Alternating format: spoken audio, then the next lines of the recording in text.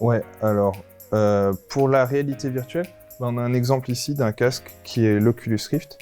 L'idée, c'est on porte un casque, il y a beaucoup de pubs à la télé qui présentent ce genre de technologie.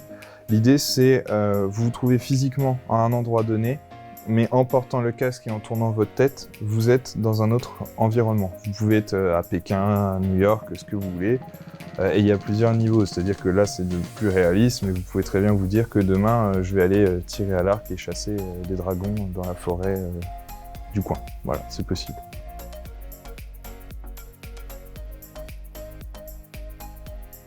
Donc on a l'Oculus Rift qui est vraiment un casque de réalité virtuelle.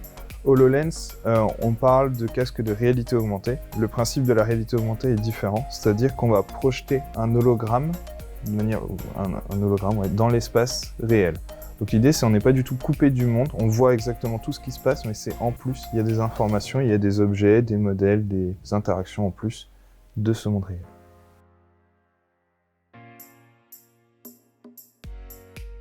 Alors là, on a des étudiants qui travaillent, donc des étudiants pour le coup en informatique, qui ont travaillé sur une thématique de reconstitution du système solaire en réalité augmentée.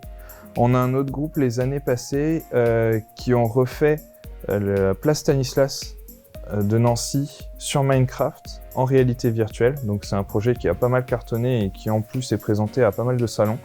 Donc c'est vachement intéressant. C'est un des projets qui sont développés ici. On a d'autres thématiques qu'on pourra aborder plus tard dans l'année, mais avec d'autres clients de l'IUT, et aussi des thématiques plus appliquées aux sciences. On réfléchit par exemple à représenter de la 4D, 4 dimensions, grâce à ce genre de technologie, par exemple.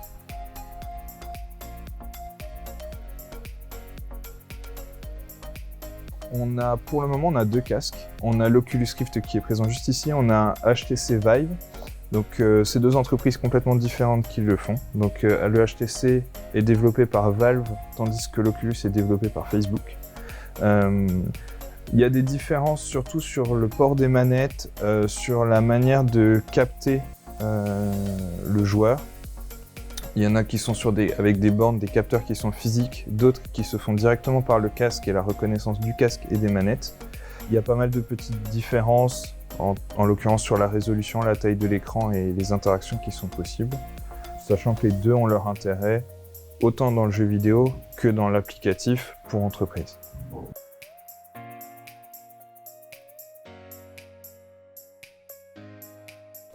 Moi, je travaille principalement sur les tablettes Apple pour du développement en réalité augmentée. Donc l'idée, c'est proposer un catalogue, entre autres, proposer un catalogue d'objets en 3D qu'on peut projeter dans l'environnement réel pour pouvoir voir en fait un petit peu les dimensions, savoir si ça peut matcher au niveau des couleurs, au niveau des formes, surtout de la taille. Sachant qu'à terme, l'idée c'est de pouvoir constituer un réel catalogue où l'utilisateur peut mettre en place son environnement, plusieurs meubles, mettre tout son mobilier dans son espace, puis ensuite le commander.